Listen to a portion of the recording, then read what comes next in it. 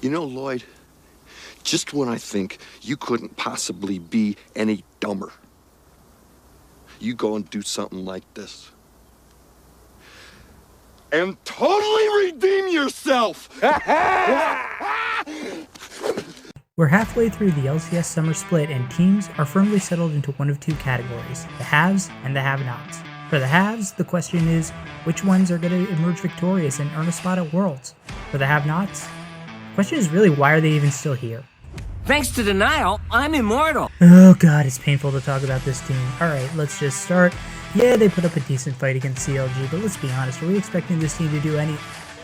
Fight again! 3,000! Who's gonna end up taking Blabber? Stolen away by Blabber! Fudge on the front line. He's gonna be in some trouble. He's gonna be dead instantly. Can be going in with the stolen Gragas body, looking for a little bit more. The Zerker fires off the ulti, but he ain't gonna get much, except a nice gold tombstone. Revenge looks for more. Blabber stunned up into the wall, and IMT might just win it here.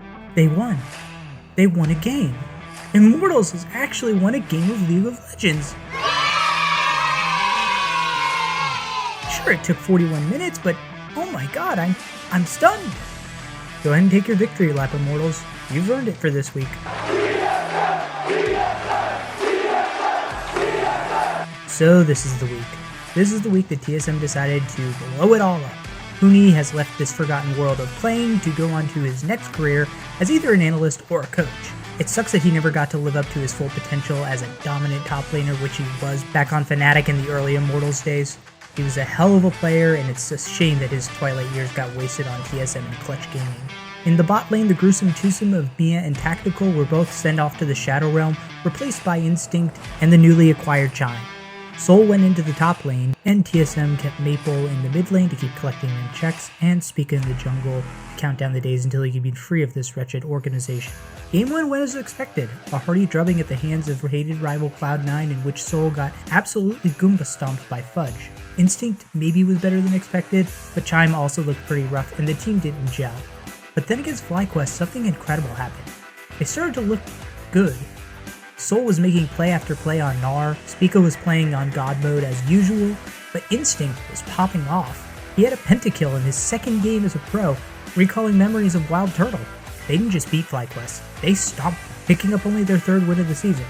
Look, I'm not so delusional as to think that this team can suddenly turn it all the way around and make a run at the playoffs, but this team went from being a dreadful watch to kind of an interesting one. Soul and Instinct in their interview both look like they had an incredible amount of personality, and they play without fear, which is great to see. There's a lot of things you can say negatively about TSM. Their org's in the dumpster, they've got a terrible owner who's being punished by Riot, and their fans are so butthurt about casters pointing out the fact that their team has been mismanaged for the last 2 to 3 years easily, that they're not even willing to watch LCS anymore. Oh no. Now, there's Chime, there's Instinct, and there's Soul. Theoretically, those 3 players could be building blocks for next year after Spica inevitably goes to Team Liquid, and that would be a team I'd be happy to root for. That is, if Reginald doesn't ship them off for a couple of mediocre imports instead. God, fuck you, Reginald, just sell the team. I said, can you dig it? I had high hopes for this team coming into the summer split, I truly did.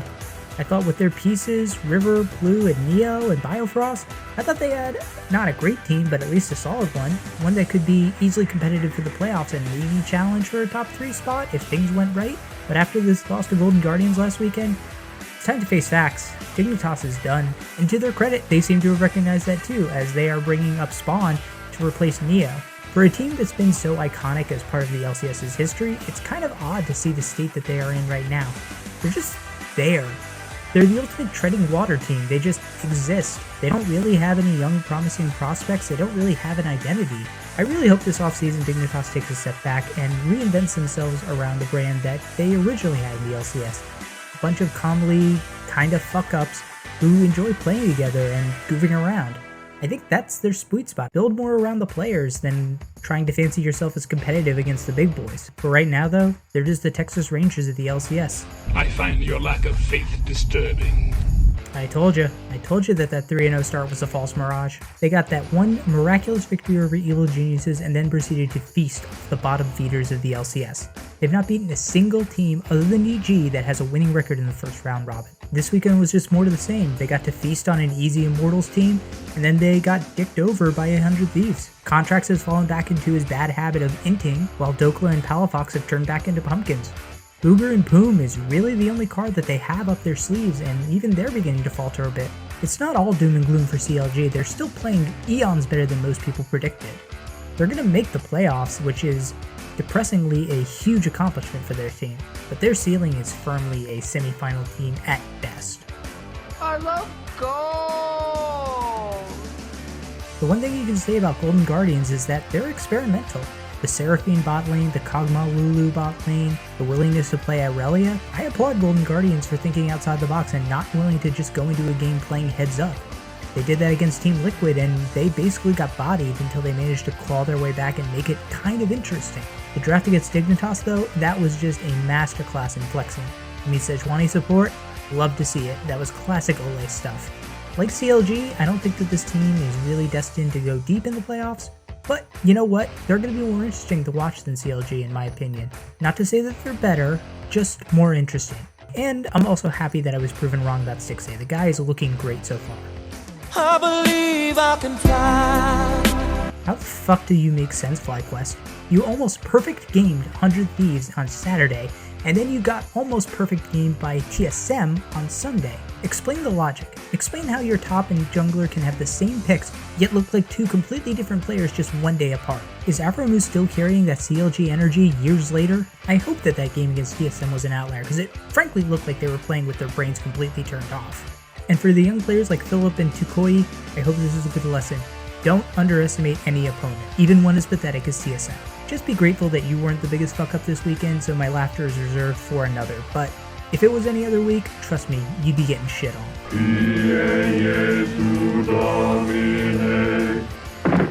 You lost to Immortals? Oh my god, I can't believe you suck so fucking much. You lost to Immortals. I don't even care what you did the first day against TSM. It doesn't matter. You lost to fucking Immortals. You blew it, boy! You really blew it! You lose to a team that bad, every player should really be reconsidering how much they actually want to be playing this game. I mean, you could just go be a streamer. Jensen could probably let you know what it was like being retired. I don't care if you managed to beat 100 Thieves earlier this split, my trust in you is completely gone. You lost to a team that Dignitas was able to beat. Dignitas beat Immortals, and you could not. Jack ought to make you sit in the corner with dunce caps on your heads. I gotta move on. It's heist time. I'm happy that you tried putting Huhi on Yasuo support. That was kind of lit. Didn't work whatsoever, but, you know, at least you're trying something different. I don't know, 100 Thieves just is really the most bland, boring team in the LCS. In that game against FlyQuest, it really did look like they were kind of giving up at some points. Like at that Dragon, FlyQuest was just kind of playing cautious because they didn't think there was any way that 100 Thieves would just walk away and let them have it. Like, that's not what an LCS team does. I think this is a team that's just kind of too smart for their own good sometimes. Everybody talks about what a liability Abedaga is, but nobody mentions the fact that Closer has the third lowest gold per minute and the second lowest kill participation among all junglers in the LCS. Ditto for Someday and FBI, who are also middle of the pack of both of those statistics. This is sort of the KDA team. They play cautiously to keep their KDAs high, but it's because they don't take any aggressive risks. If they don't make some changes in the back half of the season, they'll probably end up being the second or third team going to Worlds, and they'll end up getting bounced in the group stage just like last year. Here comes the money. The game on Sunday just confirmed what we all knew. EG is just a step above everybody, and that includes Team Liquid. Against any other teams, Team Liquid can just bully their way through with brute force and sheer talent. But against EG, a team that can actually counterplay, that plays aggressive and punishes Team Liquid when they don't take advantage of openings, they're gonna lose every time. I would just like to also point out the irony that everybody says that Tactical is terrible this year because Core JJ has been mind controlling him for the last 2 years, yet somehow that doesn't seem to be happening with Hans Sama. The guy looks markedly worse this year than he did last year on Rogue. Core JJ still looks like his dominant self, but it's just surprising that he now has another ADC who he gets caught out and dies randomly, even though this was not really a problem for Hans Sama last year. I'm not saying it's Core JJ's fault, he still looks dominant, but it just goes to show what I've always thought about this Team Liquid team. They're just kind of off a little bit. There's something in this team that just doesn't quite fit, and that's why they play so conservatively. Boy, I love this team.